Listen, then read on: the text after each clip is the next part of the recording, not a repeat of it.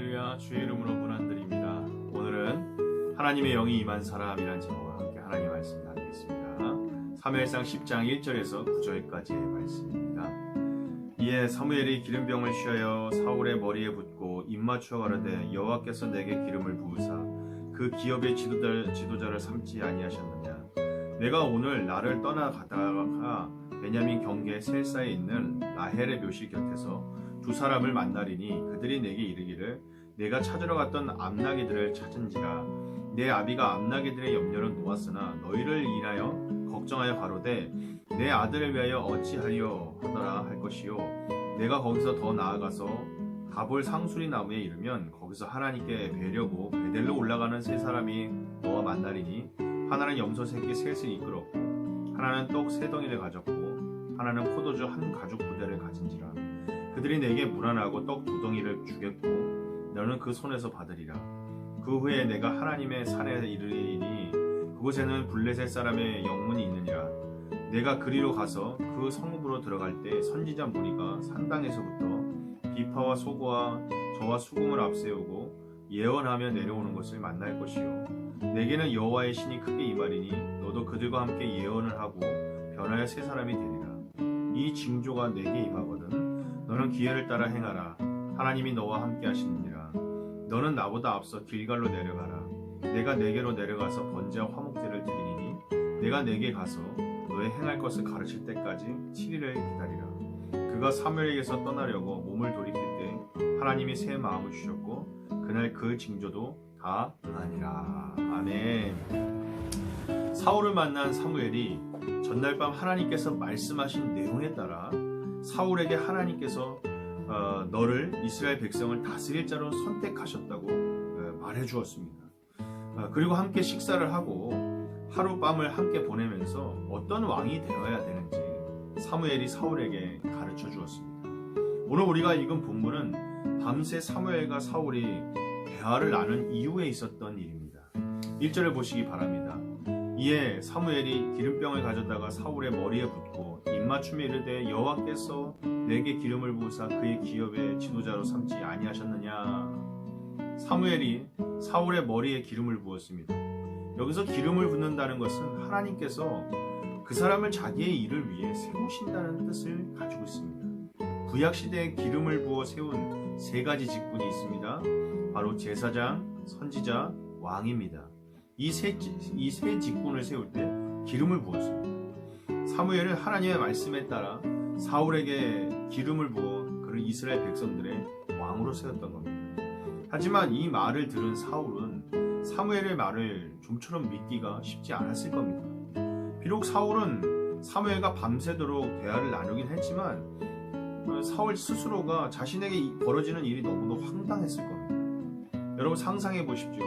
아버지의 잃어버린 암나기들을 찾으러 왔다가 졸지에 이스라엘의 왕이 된 겁니다. 당연히 매우 당황스러울 수밖에 없는 겁니다. 이 마음을 누구보다도 잘 아시는 하나님께서는 사울이 확신할 수 있도록 세 가지 징조를 허락하십니다. 첫째는 오늘 집에 돌아가다가 두 사람을 만날 것인데 그 사람들이 사울에게 말하기를 내가 찾던 암나기를 이미 찾았고 내 아버지가 너를 걱정하고 있다고 할 것이라는 겁니다. 그리고 둘째 징조는 다볼 상수리 나무 밑에서 베델로 제사를 드리러 가는 세 사람을 만나게 되리라는 겁니다.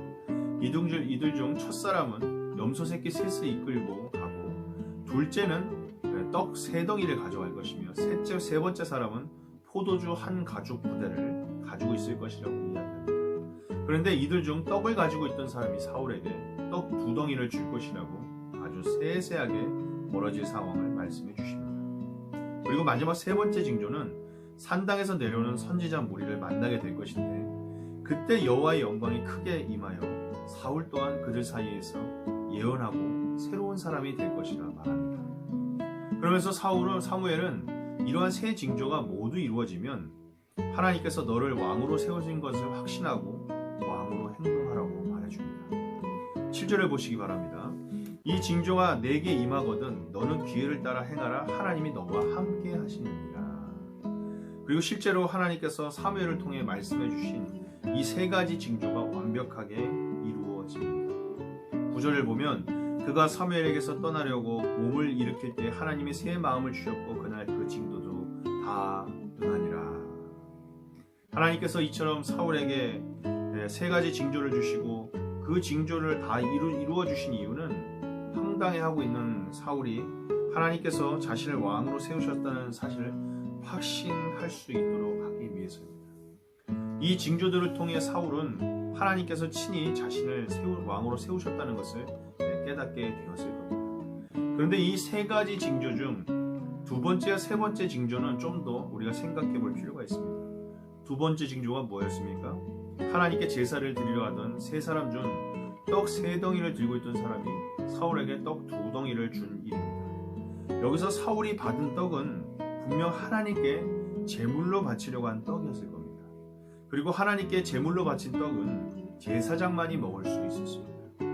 그런데 그런 하나님의 거룩한 떡을 사울에게 주었다는 것은 하나님께서 세우신 왕이 어떻게 보면 쉽게 말해서 레위기 11장 45절에 내가 거룩하니 너희도 거룩하라는 하나님의 말씀처럼 하나님 앞에 거룩한 왕이 되어야 한다는 겁니다. 그리고 이 세상 나라의 왕들은 그야말로 자기의 마음대로 결정하고 행동합니다. 그러나 하나님께서 세우신 왕은 제사장이 하나님 앞에 율법에 따라 철저하게 제사법을 지켜서 제사를 지내는 것처럼 이스라엘의 왕은 하나님의 말씀에 따라 철저하게 순종하는 왕이 되어야 한다는 겁니다. 그래서 신명기 17장에 보면 이스라엘 왕은 반드시 율법서를 평생 옆에 두고 읽어야 했습니다. 왜냐하면 하나님의 뜻대로 백성들을 다스려야 했기 때문입니다. 절대로 이스라엘 왕은 자기의 마음대로 백성들을 다스려서는 안 됩니다. 하나님은 두 번째 징조를 통해서 사울에게 이스라엘의 왕이 얼마나 거룩한 존재가 되어야 하는지 또한 철저하게 하나님의 뜻대로 백성들을 다스려야 함을 가르쳐 주신 겁니다. 하나님을 믿는 우리의 모습도 마찬가지입니다.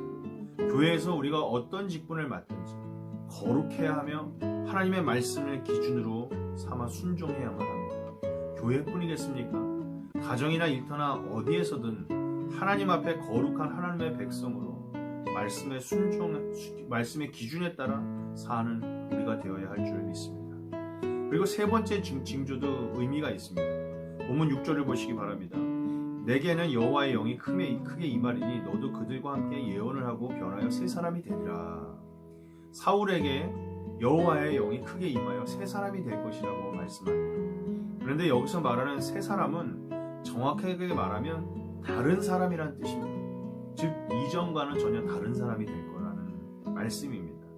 사랑하는 여러분, 하나님을 믿는 자는 반드시 성령 안에서 새 사람이 되어야 합니다. 여기에서의 새 사람은 세상과 구별되는 사람을 말합니다. 이전에 살던 대로 세상의 방식에 따라 주님의 일을 하고 살아서는 안 된다는 겁니다.